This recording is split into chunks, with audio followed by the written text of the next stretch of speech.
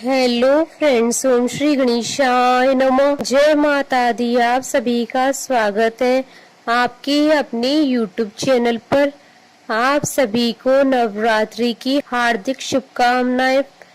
Friends, आज हम आपको इस वीडियो में बताने जा रहे हैं नवरात्रि के 8वें दिन अर्थात दुर्गा अष्टमी के दिन माँ दुर्गा जी की 8वीं शक्ति माता महागौरी जी की आराधना करने की पूजन विधि, व्रत कथा, महत्व और आज के दिन माँ को प्रसन्न करने के लिए क्या भोग लगाया जाए और कौन सा फूल चढ़ाया जाए और साथ ही नवरात्रि के 8वें दिन किए जाने वाले उपायों के बारे में। फ्रेंड्स, वीडियो शुरू करने से पहले आपसे रिक्वेस्ट है, अगर आप हमारे चैनल पर नए हैं और आपने अभी तक चैनल को सब्सक्राइब नहीं किया है तो प्लीज सब्सक्राइब कीजिएगा चैनल को, साथ ही प्रेस कीजिएगा बेल आइकन को, जिससे नए वीडियो से रिलेटेड नोटिफिकेशन आपको तुरंत प्राप्त हो सके। और वीडियो पसंद आने पर वीडियो को लाइक और शेयर जरूर कीजिएगा ताकि सभी भक्तों को इस वीडियो का लाभ प्राप्त हो सके। और कमेंट बॉक्स में जय माता दी जरूर लिखिएगा। या देवी सर्वभूतेषु माँ गौरी रूपेण संस्थिता नमस्तस्यै नमस्तस्यै नमस्तस्यै नमो नमः। नवरात्रि की अष्टमी के दिन माँ गौरी का पूजन किया जाता है। कुछ लोग अष्टमी के दिन कन्या पूजन करते हैं तो वहीं कुछ लोग नवमी के दिन कन्या पूजन करते हैं। माता महागौरी अत्यंत ही करुणामयी और दयालु हैं।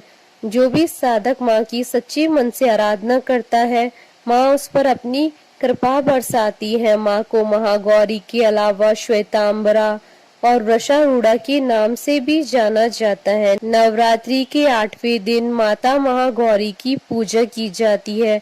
माँ गौरी के नाम से ही विदित होता है कि इनका रंग गौर वर्ण का है। देवी माँ गौरी को शंख, चक्र और कंद के फूल की उपमा दी गई है।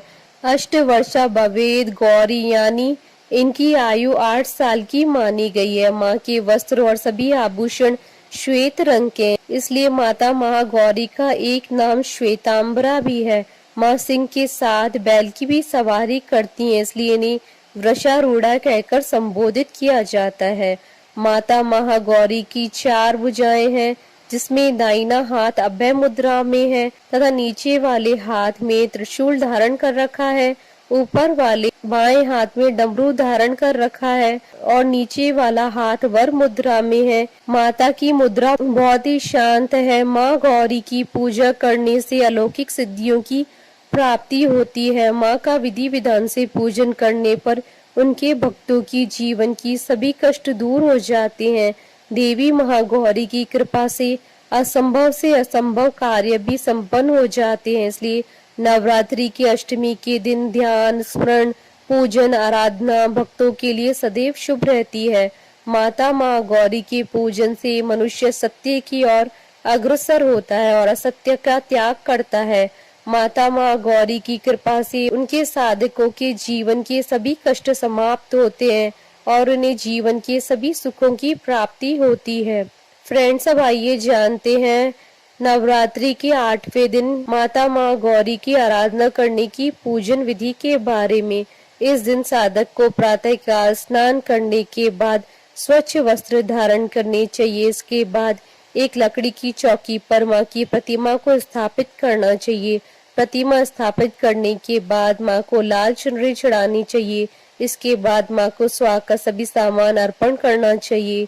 इसके बाद माँ को फल, फूल, नैवेद्य आदि अर्पण करना चाहिए और माँ की कथा सुनकर धूप व दीप से आरती उतारनी चाहिए।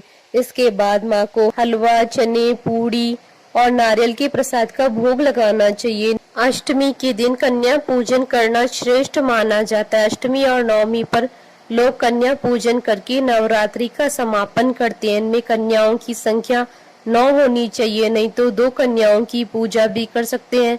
कन्याओं की आयु 2 साल से ऊपर और 10 साल से अधिक न हो। भोजन कराने के बाद कन्याओं को दक्षिणा देनी चाहिए। कन्याओं के साथ लांगुर अर्थात लड़के को भी बैठाना चाहिए। फ्रेंड्स, अब आइए जानते हैं नवरात्रि के 8वें दिन किए जाने वाले उपायों के बारे में। आज के दिन शीघ्र विवाह और मनचाहा जीवन साथी पाने के लिए माँ गौरी की आराधना की जाती है। जो भी जातक माँ गौरी की आज आराधना करता है, माँ गौरी शीघ्र प्रसन्न होकर उन्हें मनचाहा जीवन साथी प्राप्त होने का वरदान देती है। माँ गौरी ने खुद तप करके भगवान शिव जी को वर के रूप में प्राप्त किया था। ऐसे में वह अविवाहित लोगों की परेशानी को समझती है, उनके प्रति दया दृष्टि रखती है। यदि किसी के विवाह में विलंब हो रहा है तो वह भगवती माँ गौरी की साधना करे तो मनोरथ पूर्ण हो जाता है। आज के दिन माँ गौरी की पूजा करने के लिए सबसे पहले लकड़ी की चौकी या मंदिर में महागौरी की मूर्ति अथवा तस्वीर स्थापित करें। इसके बाद चौकी पर सफेद वस्त्र बिछाकर उस पर माँ गौरी यंत्र रखें और यंत्र की स्थापना करें। माँ सौंदर्य प्रदान करने वाली है। हाथ में श्वेत पुष्प लेकर माँ का ध्यान करें।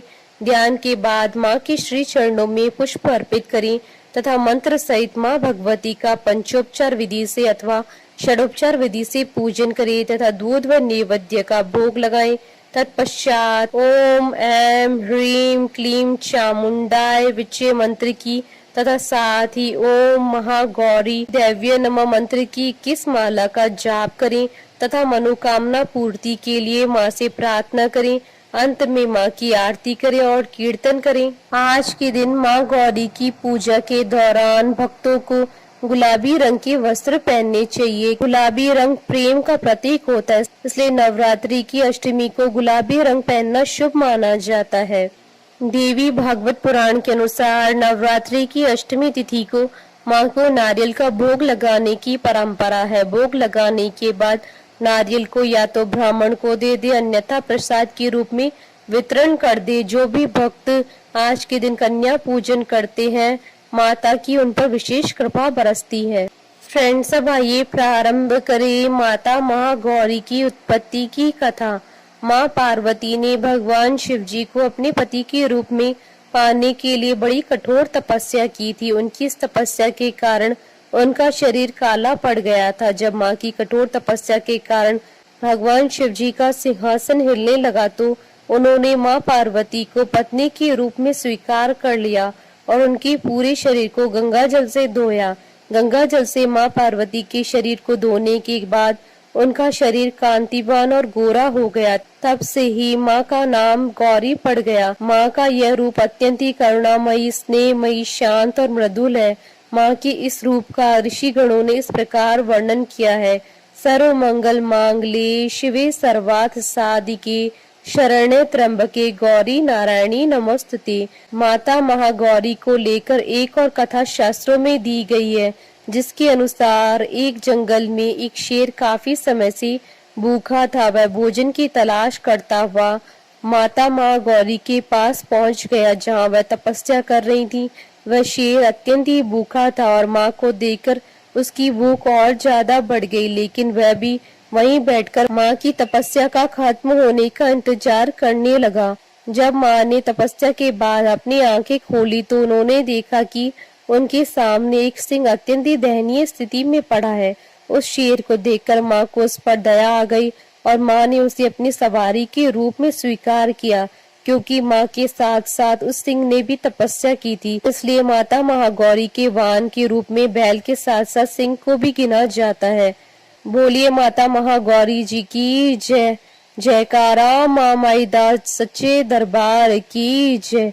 हमारे साथ इस वीडियो में अंत तक बने रहने के लिए आपका धन्यवाद। ओम श्री गणेशाय नमः। जय माता दी।